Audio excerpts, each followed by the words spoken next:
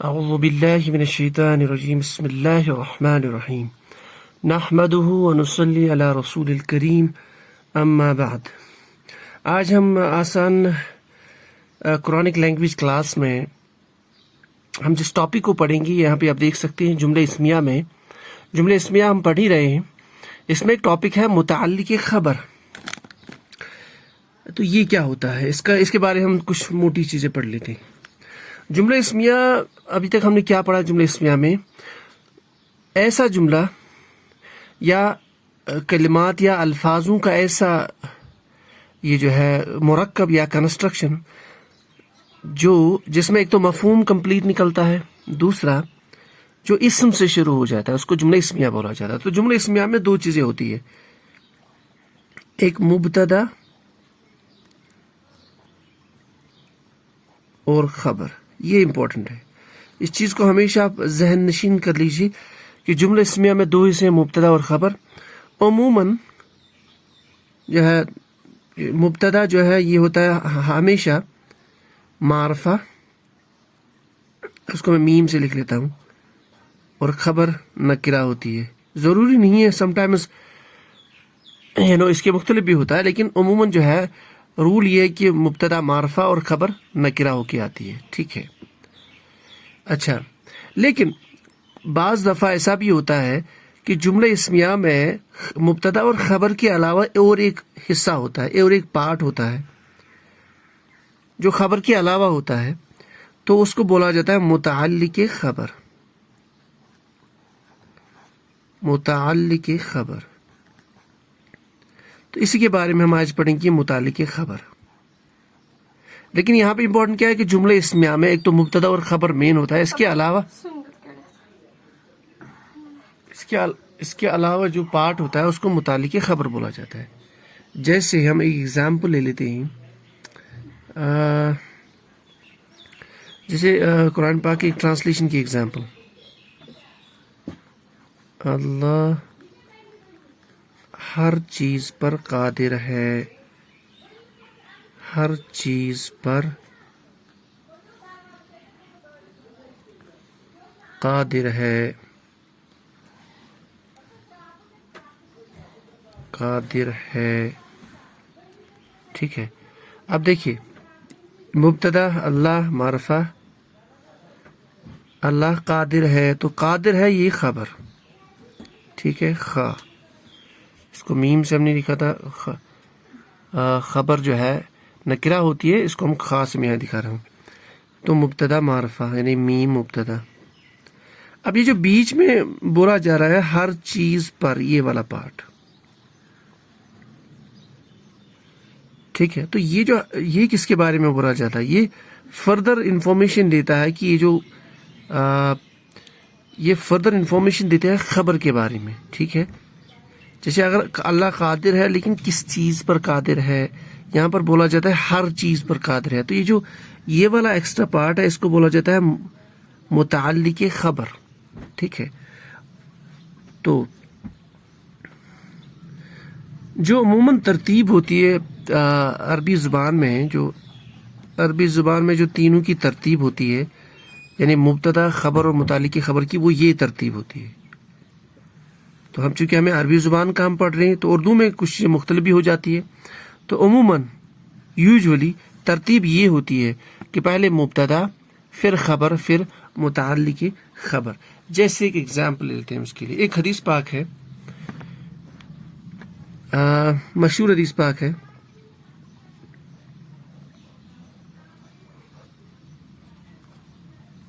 طلب العلم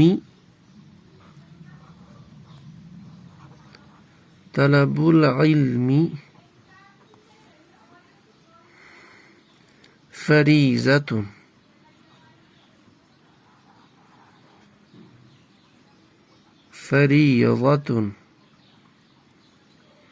ٹھیک ہے۔ پھر آگے ہے الا، اس کو میں تھوڑا سا ادھر لے جاتا ہوں، الا کل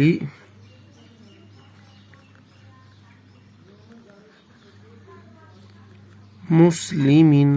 اب دیکھیے اس میں ہم پہلے دیکھتے ہیں کہ مبتدا کون سا. مبتدا یہاں پہ جیسے ہم نے لاسٹ کلاس میں پڑھا, مبتدا مفرد بھی ہو سکتا ہے, مرکب بھی ہو سکتا ہے. یہاں مبتدا جو ہے مرکب ہے. پین چینج کر لیتے ہیں ہم لوگ تھوڑا سا اس کے لیے. تو مبتدا کیا ہے؟ طلب العلم, مضاف مضاف الیہ, یعنی مبتدا مرکب ہے, یعنی علم کا حاصل کرنا. اس کا ہم اردو میں ٹرانسلیشن لکھے تو علم کا حاصل کرنا, تو یہ ہو گیا آپ کا مبتدا طلب العلم. اب اس کے بارے میں جو خبر دی جا رہی ہے, کیا خبر دی جا رہی ہے؟ فریضۃ. تو دیکھیے یہ نکرہ آ رہا ہے تو یہ خبر ہے, یعنی علم حاصل کرنا کیا ہے؟ فرض ہے.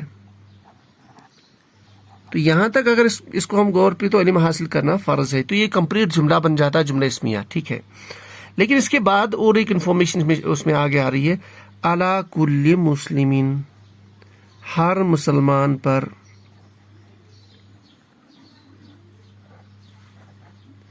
اب یہ کس کے بارے میں بولا جاتا ہے؟ یعنی علم کا حاصل کرنا, اس کے بارے میں ایک اور خبر دی جا رہی ہے, یعنی ہر مسلمان پر علم حاصل کرنا فرض ہے. تو یہ جو حصہ ہے اس کو بولا جاتا ہے متعلق خبر. اب دیکھیے اس کی سیکوینس, طلب العلم مبتدا, فریضۃ خبر, اس کے بعد متعلق خبر. تو عموماً ترکیب یہی رہتی ہے جملے میں, لیکن یہ ایسا ضروری نہیں ہے کہ پہلے مبتدا پھر خبر پھر متعلق خبر. سم ٹائم متعلق خبر بیچ میں آ جاتا ہے, جیسے یہ والا ہم نے ایگزامپل لیا تھا. اس کا اگر ہم ٹرانسلیشن لکھ لیں, اس سے بات تھوڑی واضح ہو جائے گی.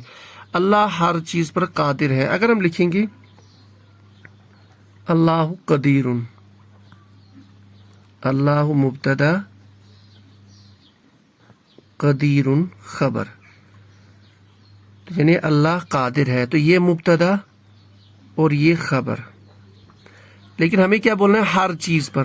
تو ہم قرآن پاک میں دیکھتے ہیں اللہ قدیر, تو قرآن پاک میں ایسا ہوتا ہے اللہ علی کل شیء, اللہ علی کل شیء قدیر, قدیر.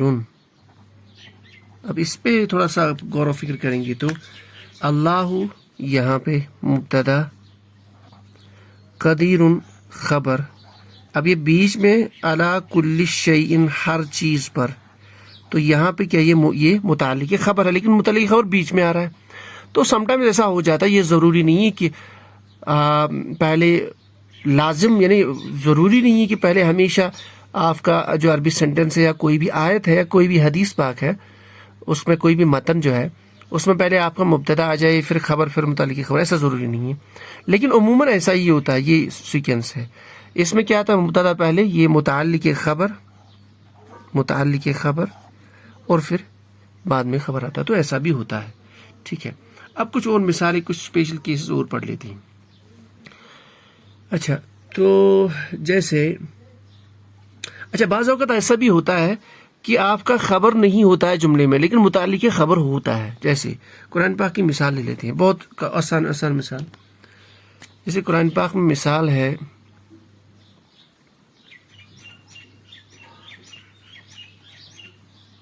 الحمد للہ. اس کو اگر ہم دیکھیں گے اس چھوٹے سے سینٹنس کو, اب دیکھیے الحمد معرفہ مبتدا, ٹھیک ہے, پھر آگے یہ جو ہے الحمد للہ. اب اس پہ اگر ہم غور کریں گے تو یہ کیا ہے؟ آگے لکھا ہے اس کا رب العالمین.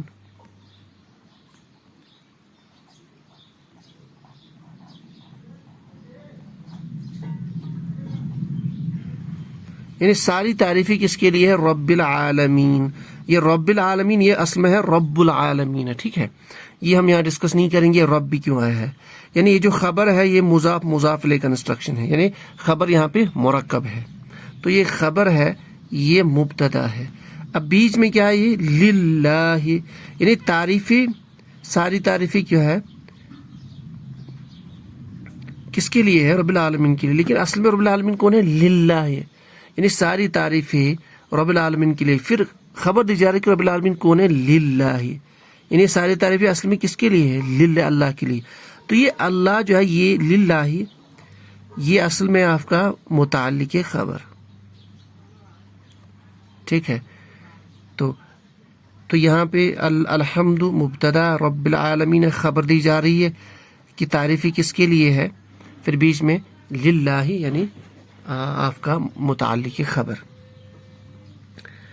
اچھا، حدیث پاک میں آتا ہے الحیاء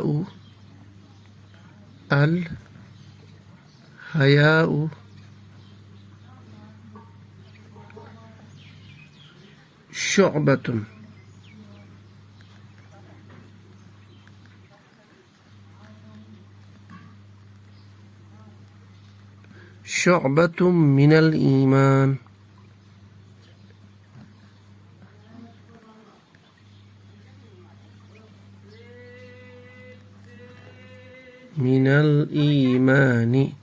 اب حیا کے بارے میں بتایا جا رہا ہے تو الحیاء مبتدا معرفہ، ٹھیک ہے. حیا کے بارے میں بولو کہ حیا ایک شعبہ ہے، ایک حصہ ہے، ایک پارٹ ہے، تو یہ خبر ہے کیونکہ یہ نکرہ ہے. اس کے بعد میں آ رہا ہے من الایمان، تو یہ متعلق خبر یعنی ایمان میں سے، یعنی حیا ایک شعبہ ہے ایمان میں سے. تو پتہ چلا یہ آپ کا مبتدا، یہ خبر، متعلق خبر. اچھا، ایک جملہ ہم لکھ لیتے ہیں جس میں ہم ایک الگ سا کیس لے لیتے ہیں جس میں یہ ٹرینڈ فالو نہیں ہوتی ہے. قرآن پاک کی ایک مثال، جیسے انسان فی خسر، الانسان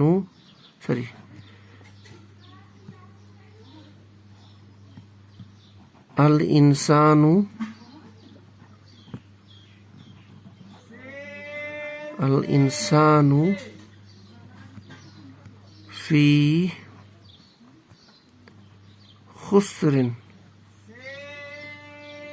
اب آپ یہ سورہ عصر کی آیت ہے بیسیکلی، اس میں اگر ہم سامنے یہاں تے ان ڈال دے تو، اور پھر مشبہ بالفعل ان یہاں پہ، پھر یہ جو فی ہے اس کے ساتھ یہاں ایک لام مفتو ڈال لیں گے تو بن جائے ان الانسان لفی خسر. بہرحال میں ان کو ڈیلیبریٹلی نکال رہا ہوں تاکہ اپنی بات کو سمجھانے کے لیے.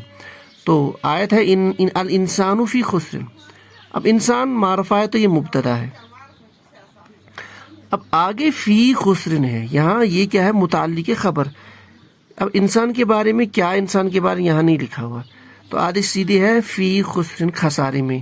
تو یہ فی خسرن آپ کا متعلق خبر ہے. تو اس آیت میں یا اس جملے میں آپ کا خبر موجود نہیں ہے، ٹھیک ہے. تو ایسا بھی ہوتا ہے بعض مرتبہ کہ جملے میں خبر موجود نہیں ہے لیکن خبر کی جگہ ہم کنسیڈر کر لیتے ہیں متعلق خبر کو، ٹھیک ہے. تو یہ بھی ایسا ہوتا ہے. اب ایک تھوڑی سا غور و فکر کر لی، واپس چلتے ہیں. یہاں پہ متعلق خبر کیا ہے؟ علی کل مسلمین. علی حرف جارہ، پھر یہ تو یہ جار مجرور، ٹھیک ہے، مرکب جاری. اچھا، اللہ علی کل شیء جار مجرور، ٹھیک ہے. الحیاء شعبۃ من الایمان، من جار مجرور مرکب جاری. الحمد للہ، اللہ کے ساتھ لام جارہ تو للہ جار مجرور. یہاں پہ فی خسرن تو جار مجرور کنسٹرکشن. اس لیے میں نے کہا تھا کہ اعراب کا سمجھنا بہت ضروری ہے. تو ایک بات تو پتہ چلتی ہے کہ یہ جو متعلق خبر ہے یہ عموماً کیا آتا ہے؟ جار مجرور. بہت امپورٹنٹ. تو جب بھی آپ متعلق خبر دیکھیں گے تو ایک چیز تو اہم ہے کہ متعلق خبر کیسے آئے گا آپ کو؟ جار مجرور کی شکل میں. کیا مطلب؟ حرف جارہ کے بعد اسم ہوگا، وہ حالت جر میں ہوگا. جیسے فی حرف جارہ اسم، خسرن حالت جر میں.